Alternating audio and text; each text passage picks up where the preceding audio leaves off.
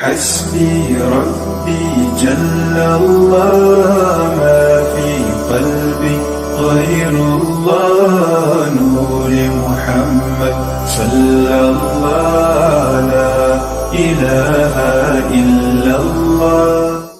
قال الله تبارك وتعالى في القرآن المجيد والفرقان الحميد فأعوذ بالله من الشيطان الرجيم بسم الله الرحمن الرحيم إن الله وملائكته يصلون على النبي يا أيها الذين آمنوا صلوا عليه وسلموا تسليما اللهم صل على سيدنا محمد النبي الأمي وعلى آله وصحبه وسلم. السلام علیکم ورحمۃ اللہ وبرکاتہ.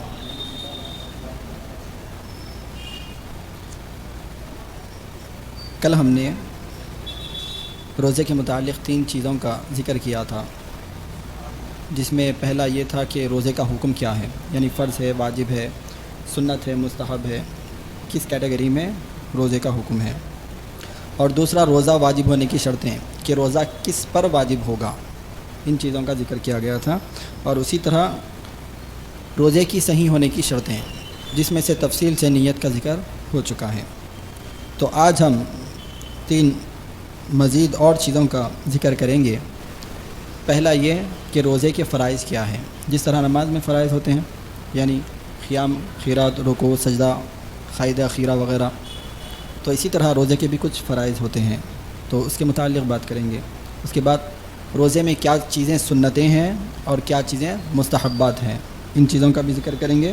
اور اسی طرح کون سی چیزیں روزے کو توڑتی ہے، یعنی کن چیزوں سے روزہ ٹوٹ جاتا ہے، اور روزہ جس سے ٹوٹتا ہے اس کے بعد اس شخص پر، روزہ توڑنے والے پر، یا تو قضا واجب ہوتی ہے اور کفارہ، یا صرف قضا واجب ہوتی ہے، یعنی ایک روزے کے بدلے ایک روزہ رہنا، یا نہیں تو ایک روزے کے بدلے ایک روزہ بھی رہنا اور کفارے کے لیے 60 روزے بھی رہنا.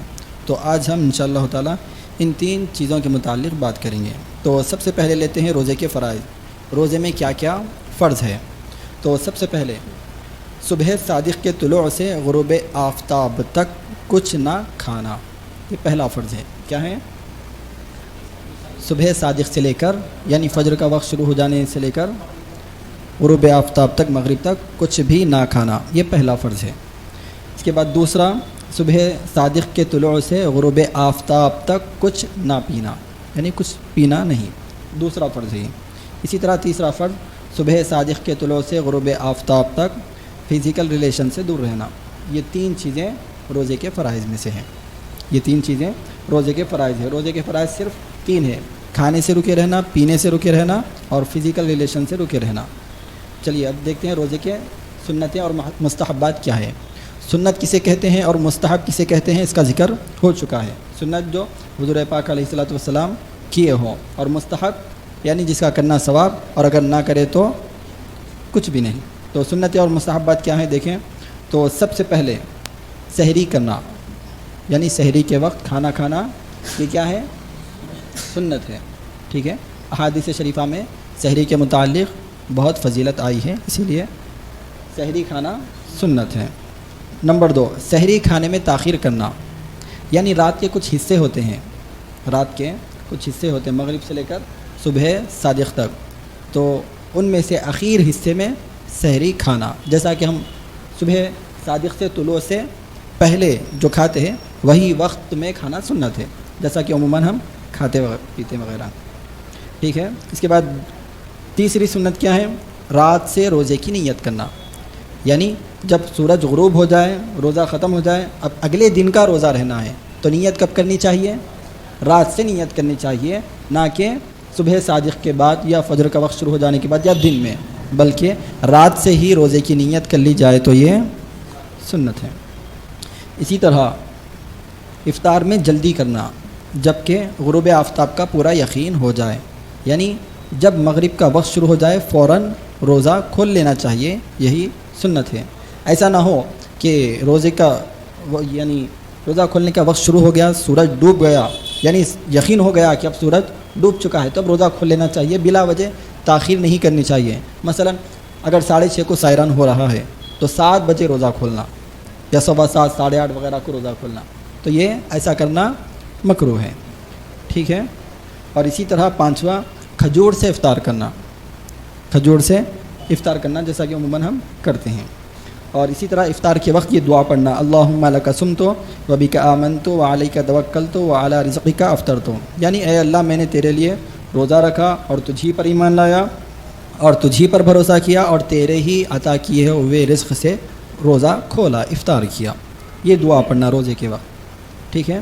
اور دوسری بھی دعائیں ہیں جیسا کہ ذکر کر رہے ہیں، وبصوم الغد من شہر رمضان نویت فاغفر لی ما قدمت وما اخرت، بس یہ دعائیں ہیں، یہ دعائیں روزہ کھولتے وقت پڑھنا، ٹھیک ہے۔ ساتواں دیکھیں، حالت روزہ میں غیبت، جھوٹ، فحش، گالی گلوچ وغیرہ تمام گناہوں اور بری باتوں سے بچنا، یعنی اگر کوئی شخص روزہ دار ہو، رمضان کا مہینہ ہے، روزہ دار بھی ہو، تو ان تمام گناہوں سے بچنا اس کے لیے مستحب ہے، ٹھیک ہے۔ ان تمام گناہوں سے بچنا یعنی چھوڑ دینا، ورنہ کیا ہوگا اس سے جو روزے کا اجر ہے وہ ضائع ہو جائے گا۔ یعنی جس طرح گناہ نیکیوں کو کیا کرتے ہیں، کھا جاتے ہیں، تو اسی طرح بتلا رہے ہیں کہ حالت روزہ میں غیبت کرنا، غیبت یعنی کسی کی پیٹھ پیچھے برائی کرنا، اور جھوٹ کے بارے میں تو آپ کو معلوم ہے، فحش یعنی گندی بے فحش کلامی کرنا، اور اسی طرح گالی گلوچ، ایک دوسرے کو گالیاں دینا وغیرہ تمام گناہ، اس کے علاوہ جتنے بھی گناہ ہیں یعنی اور کئی سارے گناہ بھی ہیں جیسا کہ آپ جانتے ہیں، ان تمام گناہوں سے بچنا، ٹھیک ہے۔ اور نمبر 8 مستحب میں آتا، جی نمبر 8 عبادت کی کثرت کرنا، یعنی جب رمضان کا مہینہ آ جائے تو رمضان کے مہینے میں عبادت کی کثرت کرنا، کثیر عبادت کرنا، جتنا ہو سکے عبادت کرنا۔ اب اس کے لیے کیا کیا جانا چاہیے اور کیا ہوتا ہے؟ 11 مہینے کمانا ہے اور 1 مہینہ عبادت کے لیے دینا ہے، لیکن کبھی الٹا ہو جاتا، 1 مہینہ کماتے ہیں 11 مہینہ کھاتے ہیں، ایسا نہیں ہونا چاہیے، بلکہ 11 مہینے کمانے کے لیے رکھنی چاہیے اور 1 مہینہ صرف اور صرف عبادت کے لیے۔ عبادت میں کئی ساری چیزیں آ جاتی ہیں، اور یہ بھی بتلایا گیا کہ اگر کوئی شخص اپنے گھر والوں کو کھلانے پلانے کے لیے، گھر والوں کا خیال کرنے کے لیے، ماں باپ کی خدمت کرنے کے لیے، کمانے کے لیے جاتا ہے تو وہ بھی اس کا عبادت میں ہی شمار ہوتا ہے۔ تو ایسا نہ سمجھے کہ کوئی کمانے جا رہا ہے تو عبادت کو ترک کر رہا ہے، بلکہ وہ بھی عبادت میں ہے، بشرطے کہ اس کی نیت کیا ہو، گھر والوں کو کھلانا پلانا اور ماں باپ کی، والدین کی خدمت کرنا، نہیں صرف مال جمع کرنا ہو تو پھر یہ عبادت میں شمار نہیں ہوگا۔ تو کئی سارے لوگ یہ سمجھتے ہیں کہ ہم کمانے کے لیے گئے تو عبادت نہیں کر پا رہے ہیں، ایسا ہرگز نہیں ہے۔ اگر وہ اس نیت سے کما رہے ہیں کہ اپنے گھر والوں کو کھلائے، والدین کی خدمت کرے اور کسی اور کے سامنے ہاتھ پھیلانا نہ پڑے، اسی لیے وہ کمانے جا رہے ہیں، تو پھر وہ بھی عبادت میں ہی شمار ہوگا، ٹھیک ہے۔ خصوصاً رمضان کے آخر عشرے میں شب بیداری اور مسجد میں اعتکاف کرنا، یہ سنت ہے۔ رمضان کے آخر عشرے میں یعنی پہلا عشرہ 1 سے 10 تک، دوسرا 11 سے 20 تک، تیسرا 21 سے 29 یا 30 تک، تو آخر یعنی رمضان کے پورے مہینے میں تو عبادت ہونی چاہیے، کرنی چاہیے، لیکن خاص طور پہ آخر کے جو 10 دن ہیں، آخر میں جو آنے والے 10 دن ہیں، اس میں کثرت سے عبادت کرنی چاہیے اور شب بیداری کرنی چاہیے، ٹھیک ہے۔ تو یہ چند روزے کے مسنونات اور مستحبات تھے جو ذکر کیے گئے ہیں۔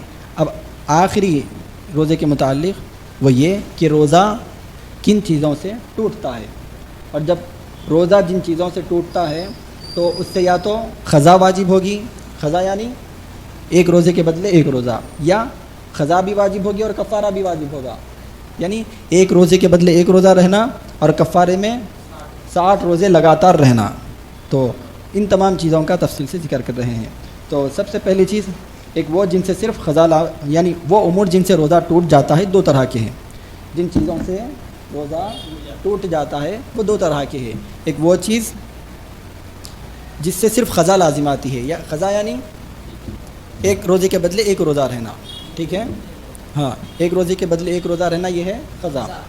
اور دوسرے قسم دوسرے وہ امور ہے جن سے قضا اور کفارہ دونوں لازم آتے ہیں، ٹھیک ہے، یعنی ایک روزے کے عوض ایک روزہ رکھنے کے علاوہ ایک غلام بھی آزاد کرنا، اگرچہ کفارہ یہی ہے کہ ایک غلام کو آزاد کرنا، چونکہ غلاموں کا دور نہیں رہا اسی لیے لگاتار 60 روزے رکھنا، ٹھیک ہے۔ تو ہر ایک قسم کے علیحدہ علیحدہ بیان، یعنی ہر 2 قسم کے علیحدہ علیحدہ یہاں تفصیل سے بات بتلائی جا رہی ہے۔ پہلا وہ جن سے قضا و کفارہ دونوں لازم آتے ہیں، یعنی اگر کوئی شخص روزہ توڑ لے یا تو قضا لازم آئے گی یا تو قضا اور کفارہ دونوں لازم آئیں گے. تو پہلی وہ چیزیں جن سے قضا و کفارہ دونوں لازم آتے ہیں، یعنی اگر کوئی شخص جان بوجھ کر روزہ توڑ لیا تو اس کے اوپر قضا بھی واجب ہوگا اور کفارہ بھی. تو ان چیزوں کا پہلے ذکر کر رہے ہیں. پہلا کیا ہے دیکھیں، یعنی جن سے قضا اور کفارہ دونوں بھی لازم آتے ہیں. روزہ دار کا ایسی چیز کو جو غذا یا لذت کے طور پر استعمال کی جاتی ہے، قصداً کھا لینا یا پی لینا. ٹھیک ہے، یہاں پر کئی ساری باتیں ہیں. پہلا یہ کہ روزہ دار کا ایسی چیز کو جو غذا کے طور پر استعمال کی جاتی ہے. مثال کے طور پر ہم غذا کے لیے کیا استعمال کرتے ہیں، جو بھی روٹی کھانا سالن وغیرہ جو بھی کھاتے ہیں، ان چیزوں سے جان بوجھ کر اگر روزہ توڑ رہے ہیں تو پھر قضا بھی لازم آتی ہے اور کفارہ بھی لازم آتا. ٹھیک ہے، چلیے اس کے بعد یہ تو غذا کے طور پر تھا. اور ایک لذت کے طور پر کوئی چیز کھائی جاتی ہے، غذا کے لیے تو نہیں کھائی جاتی لیکن لذت کے طور پر، جیسے تمباکو وغیرہ یا مٹی وغیرہ. بعض لوگوں کو مٹی بہت پسند ہوتی ہے تو اس سے مزہ حاصل کرنے کے لیے وہ مٹی کھاتے ہیں.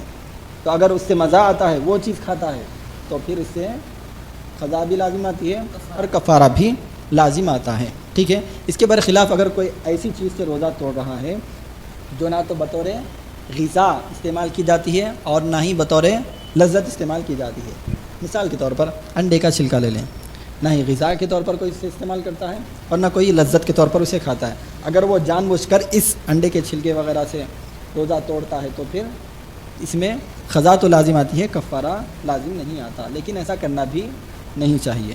ٹھیک ہے، اور دوسرا قصداً فزیکل ریلیشن کرنا، اس سے بھی روزہ ٹوٹ جاتا ہے اور کفارہ اور قضا دونوں واجب ہوتے ہیں.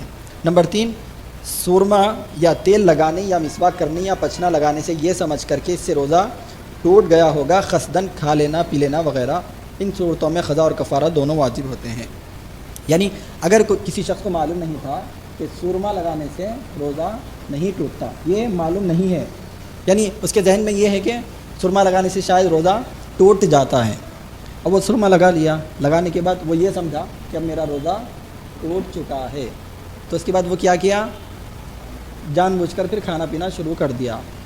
تو یہ جو اس کی غلط فہمی تھی وہ قضا اور کفارہ واجب ہونے میں رکاوٹ نہیں بنے گی. یعنی اسے پہلے معلوم کرنا چاہیے تھا کہ کن چیزوں سے روزہ ٹوٹتا ہے، کن چیزوں سے نہیں ٹوٹتا. اگر اسے معلوم ہوتا سرما لگانے سے روزہ نہیں ٹوٹتا تو پھر وہ سمجھتا بھی نہیں تھا اور نہ کھاتا پیتا تھا. اب چونکہ اسے معلوم نہیں تھا اور نہ معلوم کیا تھا، اس لیے اب اسے یہ قضا بھی کرنا ہے اور کفارہ بھی دینا ہے. یا اسی طرح کسی نے تیل لگا لیا اور تیل لگانے کے بعد یہ سمجھا کہ روزہ ٹوٹ چکا ہے، اس کے بعد کھا لیا پی لیا وغیرہ کوئی اور کام کر لیا، تو پھر اس سے بھی قضا اور کفارہ دونوں لازم ہوتے ہیں. اور اسی طرح پچنا لگانا مطلب یعنی جو ہجامہ کہتے ہیں، خون نکالتے وغیرہ ہیں، تو خون نکالنے وغیرہ سے روزہ نہیں ٹوٹتا. لیکن کوئی یہ سمجھا کہ پچنا لگانے سے روزہ ٹوٹ گیا ہوگا، پھر اس کے بعد کھانا پینا شروع کر دیا، تو پھر اس پر قضا اور کفارہ دونوں واجب ہو جائیں گے. ٹھیک ہے، 3 چیزیں یہاں پر بتلائے کہ جس سے قضا اور کفارہ دونوں لازم ہوتے ہیں. لیکن اگر کسی پر کفارہ واجب ہونا ہے تو اس کے چند شرائط ہیں، اور ان میں سے 9 کا ذکر صاحب کتاب نے یہاں پر کیا کہ 9 شرائط اگر کسی کے اندر پائے جائیں، یعنی کوئی شخص اگر جان بوجھ کر کھا لیا پی لیا وغیرہ کوئی اور کام کرا، روزہ توڑ لیا، اور اگر یہ 9 شرائط میں سے کوئی ایک شرط بھی نہ ہو تو پھر اس پر کفارہ واجب نہیں ہوتا. ٹھیک ہے، تو یہ آخر حصہ ہے آج کے درس کا. پہلا یہ کہ روزہ دار کا عاقل و بالغ ہونا. کیا ہونا؟ عاقل و بالغ ہونا. کیا مطلب نکلا؟ اگر کوئی روزہ دار روزہ تو رہے لیکن عاقل نہیں ہے، یعنی مجنون ہے، بالغ ہے مجنون ہے، عاقل نہیں ہے، اب وہ شخص روزہ توڑ لے تو پھر کفارہ واجب نہیں ہوگا. اور اسی طرح اگر کوئی شخص عاقل تو ہے لیکن بالغ نہیں ہے، جیسا عموماً 10-11 سال کے بچے ہوتے ہیں، 9 سال کے بچے ہوتے ہیں، کتنے 9 7 8 یا 10 بہت سے بہت 11 سال کے بچے ہوتے ہیں. یہ بچے ہیں، یعنی عموماً یہ عمر میں بچے بالغ نہیں ہوتے. ایسے بچے اگر روزہ توڑ لیتے ہیں تو پھر کفارہ نہیں آتا. ٹھیک ہے، اسی طرح روزہ ماہ رمضان کا ادائی روزہ ہو، یعنی رمضان کے تو روزے فرض ہے، اس کے علاوہ جو دیگر روزے ہیں وہ یا تو سنت ہے یا تو نفل ہے. تو اگر کوئی شخص مثال کے طور پر شب برات میں روزہ رہے، شب برات کا روزہ رہے یا شب معراج کا روزہ رہے یا 10 محرم کا روزہ یا یوم عرفہ کا روزہ، یعنی رمضان کے علاوہ جتنے بھی روزے ہیں وہ روزہ رہے اور وہ روزہ توڑ لے تو صرف قضا لازم آتی ہے، کفارہ واجب نہیں ہوتا. اور کفارہ صرف اور صرف کب واجب ہوتا؟ جب کہ وہ رمضان کا روزہ توڑا ہو. ٹھیک ہے، تو یہ دوسری شرط تھی. اب تیسری شرط، روزے کی نیت رات سے کی ہو. یعنی اگر کوئی شخص عموماً جیسا کہ ہم نیت کرتے ہیں رات میں روزے کی، یعنی صبح صادق سے پہلے ہم نیت کر لیتے ہیں، اس کے بعد روزہ رہتے ہیں، اس کے بعد روزہ کھول لیتے ہیں. کبھی کیا ہوتا ہے کسی کی آنکھ لگ جاتی ہے تو نیند کا بشار ہوتی ہے 7-8 بجے وغیرہ، ایسے ٹائم پر. کتنے بجے؟ 7-8 بجے. تو اب وہ روزے کی نیت کر لے یہ وقت میں 7-8 بجے کے ٹائم، یعنی رات میں نیت نہ کرے بلکہ دن میں نیت کرے. اور دن میں نیت کرنے کے بعد اگر وہ روزہ توڑ لے تو صرف قضا لازم آتی ہے، کفارہ لازم نہیں آتا ہے.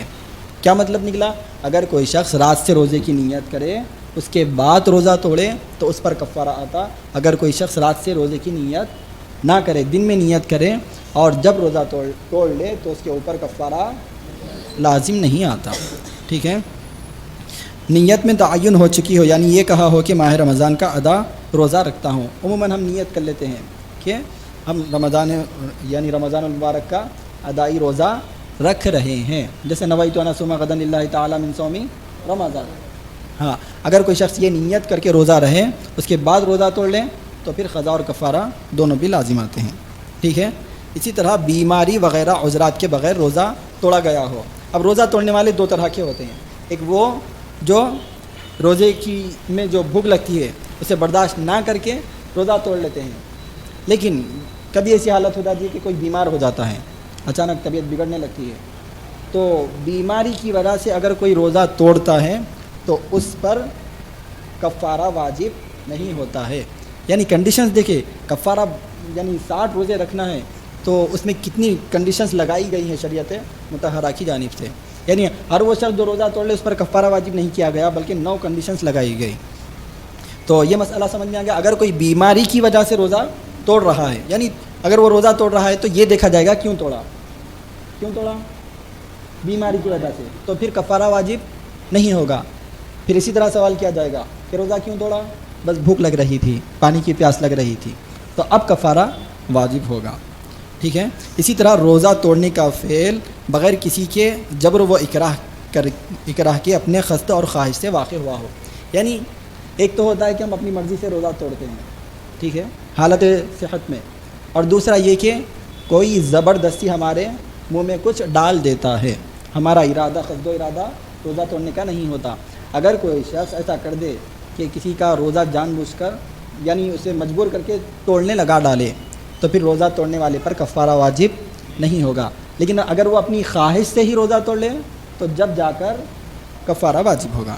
ٹھیک ہے، اور اسی طرح روزے کو غذا یا دوا کی قسم والی چیز سے توڑا ہو تو کفارہ واجب ہوگا. یعنی جو چیز ابھی جیسا کہ ذکر کیا، جو چیز عموماً کھائی جاتی ہے، غذا کے طور پر استعمال کی جاتی ہے، جیسے ہم روزانہ کیا کھاتے ہیں، روٹی کھانا، جتنے بھی چیزیں کھانے کی وغیرہ، یہ غذا کے طور پر استعمال ہونے والی. اور اسی طرح دوا والی چیزیں، یعنی کوئی دوا کھا کر آپ روزہ توڑ لیں، تو اگر کوئی شخص غذا والی چیز یا دوا والی چیز سے روزہ توڑتا ہے تو اس کے اوپر کفارہ واجب ہوتا ہے. اور اگر کوئی شخص دوا والی چیز سے نہیں اور نہ ہی غذا والی چیز سے روزہ توڑ رہا ہے بلکہ کسی اور چیز سے روزہ توڑ رہا ہے تو کفارہ واجب نہیں ہوتا. جیسا کہ ابھی میں نے بتلایا کہ انڈے کا چھلکا کوئی کھانے کی چیز ہے، بطور غذا کو استعمال کرتا ہے یا بطور دوا کو استعمال کرتا ہے، کوئی بھی اسے یوز نہیں کرتے. ٹھیک ہے، تو اگر کوئی شخص ایسی چیز سے روزہ توڑ رہا ہے تو پھر کفارہ واجب نہیں ہوگا. روزہ توڑنے سے قبل بھولے سے کوئی ایسا کام نہ کیا ہو جو روزہ توڑنے والا ہو. یعنی کبھی کیا ہوتا ہے کہ رمضان جب آتا ہے تو ابتدا میں ہمیں خیال نہیں رہتا تو ہم کیا کرتے ہیں، کبھی بھول کر یا تو کھا لیتے ہیں یا تو پی لیتے ہیں. کیا کرتے ہیں؟ کھا لیتے ہیں، پی لیتے ہیں. اس کے بعد یاد آیا کہ میں روزہ تھا، اس کے بعد اگر روزہ توڑتا ہے تو پھر کفارہ واجب نہیں ہوتا. ٹھیک ہے، اگر کوئی شخص بھولے سے کھا لے یا پی لے اس کے بعد روزہ توڑ لے تو اس کے اوپر کفارہ واجب نہیں ہوگا. ٹھیک ہے. روزہ توڑنے کے قبل یا بعد کوئی ایسا غیر اختیاری عذر لاحق نہ ہوا ہو جس سے روزہ توڑنا جائز ہو، مثلا بیماری وغیرہ. یعنی اگر کوئی شخص جس کا روزہ شروع ہو گیا، اب دن کے 11، 12 یا 1، 2 بج رہے ہیں، اس ٹائم کیا کیا وہ روزہ توڑ لیا جان بوجھ کر، لیکن 4 بجے کے وقت میں اس کی طبیعت بگڑ گئی، طبیعت خراب ہو گئی، تو اس پر کفارہ واجب نہیں ہوگا. لیکن اگر یہی شخص 2 بجے روزہ توڑ لیں اور رات تک بھی اسے کوئی بیماری وغیرہ نہ لگی ہو تو پھر اس کے اوپر کفارہ واجب ہو جائے گا. اور اسی طرح کوئی صبح کے 8 بجے بیمار ہوا، 9 بجے کے ٹائم بیمار ہوا، پھر 12 یا 1 بجے کے ٹائم روزہ توڑ لیا تو بھی اس کے اوپر کفارہ واجب نہیں ہوگا. اتنے ساری کنڈیشنس اس کے اندر. ٹھیک ہے. ایسا غیر اختیاری عذر جو کہا گیا، غیر اختیاری عذر، ایک رہتا ہے اختیاری عذر، ایک رہتا ہے غیر اختیاری. غیر اختیاری اور اختیاری کا مطلب یہ ہے کہ کوئی ایک عذر ہے، پریشانی ہے، یا تو ہم خود اسے اپنے جسم سے لاحق کر لیتے ہیں، یا ہمارے اس انڈر میں یا ہمارے اختیار میں وہ چیز نہیں ہوتی. مثال کے طور پر بیماری ہمارے انڈر آتی ہے، ہمارے اختیار سے ہوتی ہے؟ نہیں آتی ہے. اور سفر، جو ہم سفر کرتے ہیں، یاد رکھیں کہ اگر کوئی شخص سفر کر رہا ہو، شرعی مسافت طے کر کے سفر کر رہا ہو شرعی لحاظ سے، تو شریعت مطہرہ اسے روزہ چھوڑنے کی اجازت دیتی ہے. ٹھیک ہے. اور اگر وہ روزہ چھوڑ بھی دے تو کوئی گناہ اس کے اوپر نہیں ہوگا. سفر تو یہ بھی ایک عذر ہے روزہ چھوڑنے کے لیے. اور دوسرا عذر کیا ہے؟ اگر کوئی شخص بیمار ہے تو شریعت مطہرہ اسے بھی اجازت دیتی ہے کہ وہ روزے کو چھوڑ دیں. ٹھیک ہے. یہاں پر 2 عذرات بیان کیے گئے، ایک وہ جو اختیار میں ہو، دوسرا وہ جو غیر اختیاری ہو. غیر اختیاری جو عذر آتا ہے اس کے بعد یا اس سے پہلے روزہ توڑا جاتا ہے تو جب کفارہ واجب نہیں ہوگا.